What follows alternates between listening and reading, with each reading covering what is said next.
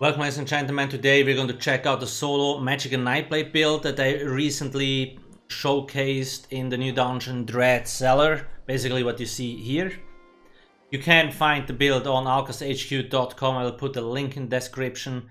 I do have different gear setups, skills, champion points, like what kind of buff food, potions and so on you need, as well as how resource management, how the rotation works, bad habits that you should try to avoid, and also gameplay. It's all here. Link in the description. Let's take a look at the stats. And before we start, you can adjust the build to your needs. Everybody plays a little bit different, so you can always adjust things, try out new things. I actually encourage people to do that, because that's kind of what makes the game fun, right? 37k max Magicka, really good. Then 23k max health. I do recommend always having above 20k, because it will avoid a lot of one-shots. Max stam 18k, that's a lot. However, on a solo build, you need to dodge roll and block a lot more, because you don't have a tank to absorb damage. You need to deal with it yourself. So with 18k stamina, we can block and dodge fairly often.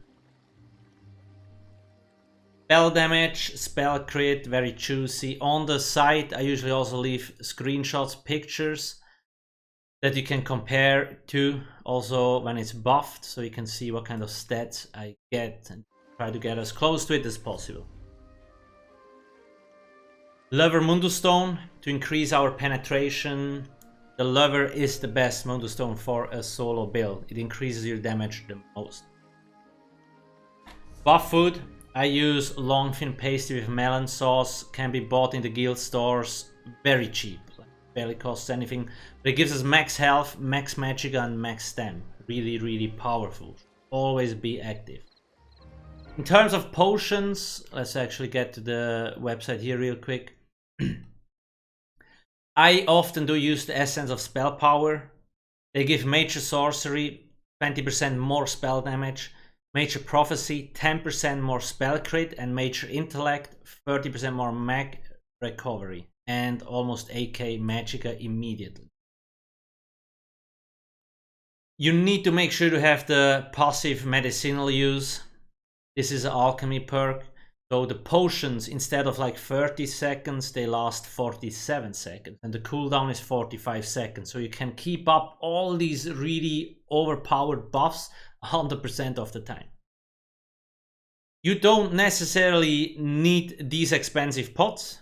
You could also use Essence of Magicka potion that usually drops from the monsters and so on. They only restore Magicka. The reason why I do say this is because we have Inner Light, which also gives Major Prophecy.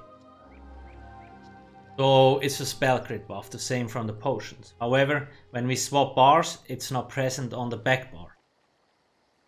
We also do have access to Major Sorcery through Sap Essence.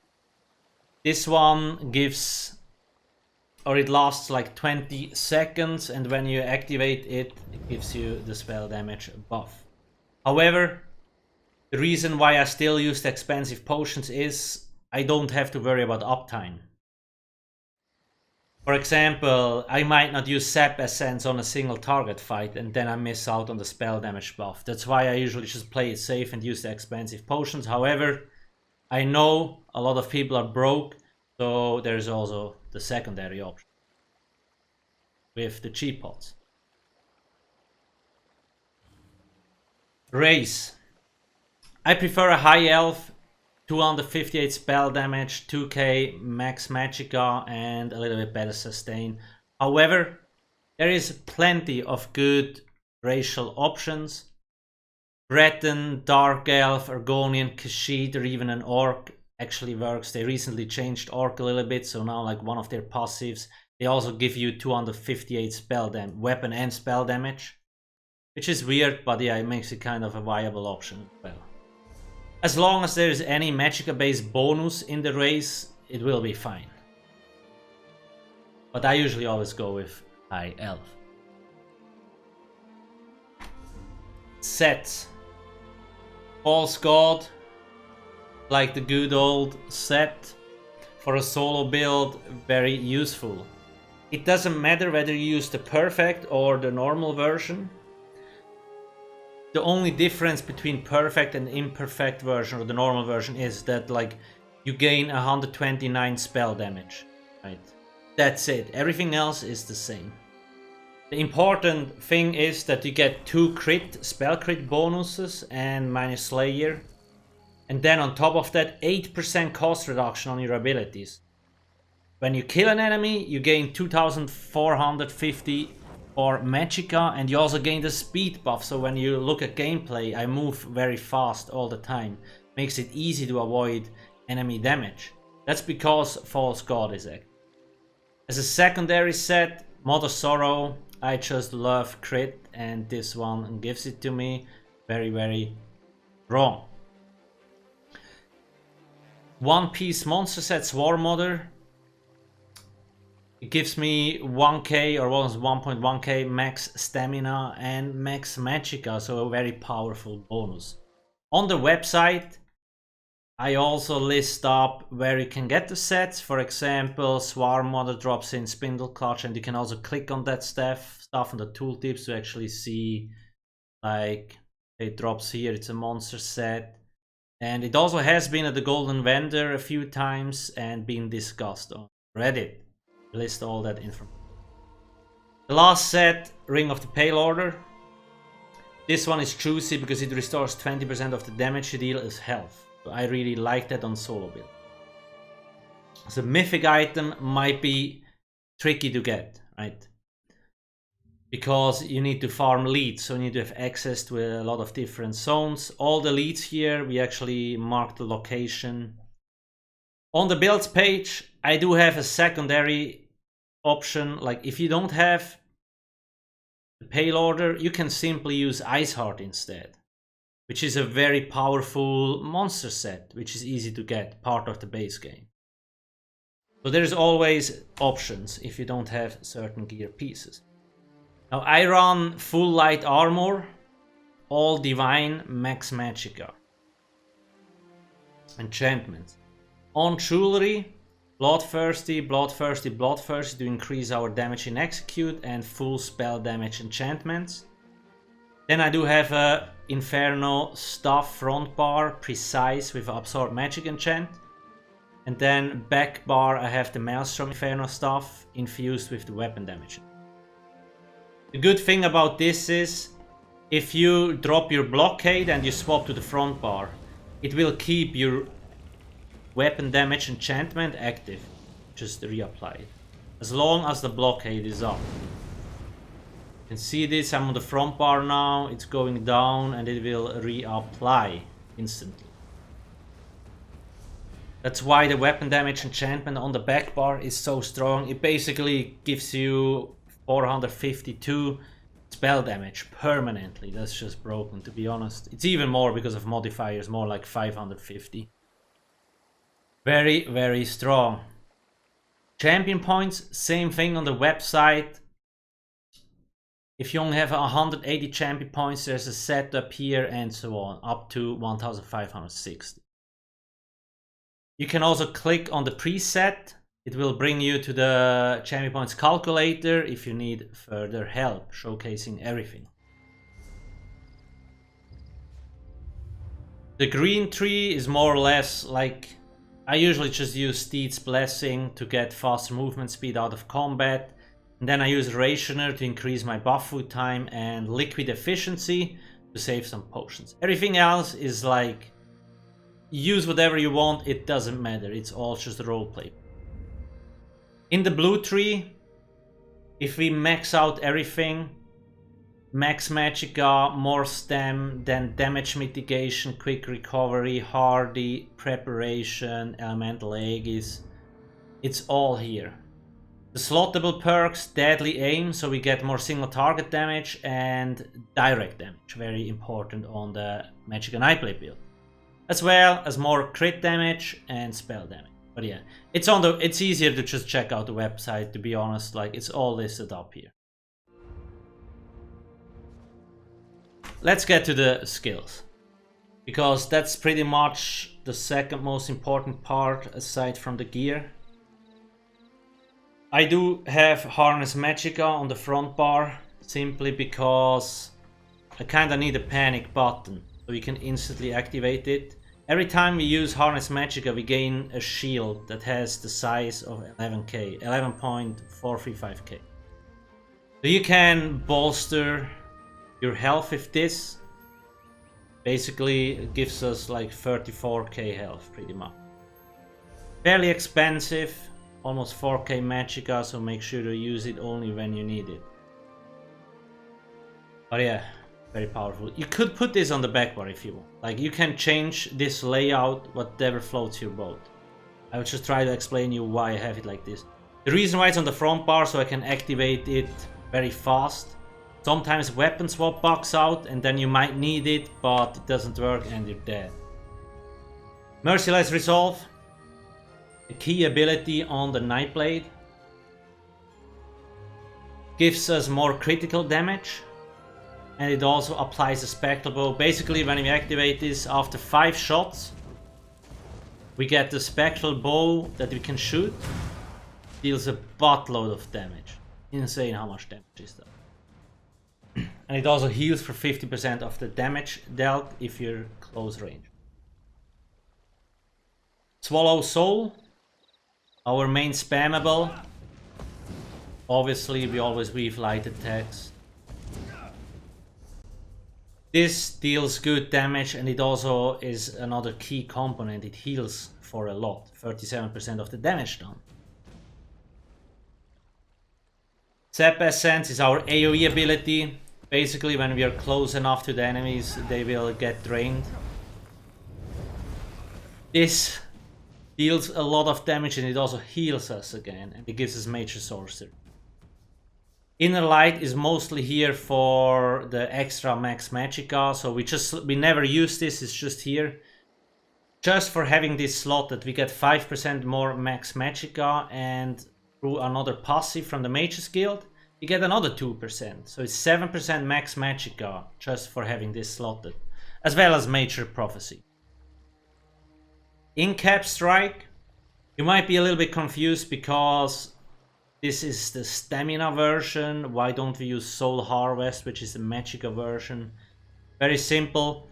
Ultimate scale of your max stats. So it actually doesn't matter whether you use stamina or Magicka version in most cases. The main reason why we use this is because when you read the third part of the text, while slotted you gain Reef, which restores 100 Magicka and stamina when you deal damage with a light or heavy attack on an enemy with a negative effect. So it's just more sustain. And when we use this, we also get 20% more damage on the enemy. That's why in-cap strike is always the better option for like a solo setup. Like the only point or the only time you actually should use Soul Harvest is if you're grinding and you want to gain ultimate point. Actually showcase this real quick. The other morph. Just the other morph for Soul Harvest. Basically, anytime you kill an enemy, you gain ultimate points, right? So it's great for grinding or leveling up because you can spam ultimate often. On the back bar, Unstable Wall of Fire deals a buttload of damage. It also explodes at the end. And burning enemies take 20% more damage from the ability. Very, very strong. Dark Shade, another back bar ability. It's fairly easy to keep up because it lasts 20 seconds. Deals damage and also debuffs the enemy with minor maim. It reduces the enemy's damage by 5. Then we do have Elemental Drain. Always, like, this is free, doesn't cost anything. It applies minor Magicka steal on the enemy, so we get Magicka back every time we hit them. And it also reduces the physical and spell resistance of the enemy by almost 6k. So we will deal a lot more damage, right? That's crazy. I always place this on big monsters because the small ones die too fast. Then you won't get minor Magicka steal if the mob is dead, so I always place it on the big ones. Siphoning attacks, another sustain tool. Every time we do a light or heavy attack, we restore Magicka, and then after it ends, we restore another 4270. It also gives us a little bit of extra health, so healing. Consuming Trap. This is kind of like the flex spot. I do like Consuming Trap. I place this on small monsters. Usually they die fast. But once the monster dies, it actually gives, like, it's crazy. It gives you 7k Magicka and 3615 stamina, as well as 5k health. Second part of the text. This is so overpowered, this ability. I can basically go from 0 to 100% resources in a few seconds. Very, very powerful. Then we do have Soul Tether. You can use any ultimate here, but I do like this. It stuns the smaller mobs and it also gives us extra healing. If we drop low, we can place this. And then it will tether to the enemies and give us extra healing. But you could use things like destruction stuff as well here, like Elemental Rage, just to get way more damage. Also works. There's a lot of good options. This is a skill setup. Now to showcase one more thing, so you understand that there's a lot of healing and resource management built into the game, because that's like a key point. First off, healing. Hail Order heals for so much, it's crazy. Then the Spectral Bow heals if you're close to the enemy. Swallow Soul heals every time you use it. Sap Essence also heals for a lot. And Consuming Trap can also heal. Can get damage mitigation from Dark Shade, dodge rolling and blocking. There's a lot of like secondary healing built into the setup. Resource management. False God, very powerful. You should not run out of Magicka with this set pretty much. But that's not all, right? In-cap Strike Reef gives us more Magicka every time we light attack an enemy. On the back bar, Elemental Drain, more Magicka through minor Magicka steals, siphoning attacks, or also more healing and more resources, and then Consuming Trap as well. So there's a lot of really, really powerful things. I explain most of this in the resource management section on the website, so you kind of get an idea. Same thing with the rotation, how you should actually play this, and the bad habits. Things you should avoid doing. Now, if you need help with anything gear or skill or like related, you can always check out ESO Hub. There's all set skills, champion points, like listed, it's all here. Like I mentioned before, the calculator is also here, so you can always play around with this. But pretty much anything can be found. Let me check. Yeah, the Nightblade is here. You have all the skill trees all here, and we update this constantly. Like I mentioned, alcasthq.com is for the build specific stuff. That's pretty much it. I would recommend watching the gameplay videos from like the dungeon run or maybe Wattish run I did a while ago. Please don't forget to subscribe. Thanks for watching and have a good day. Cheers.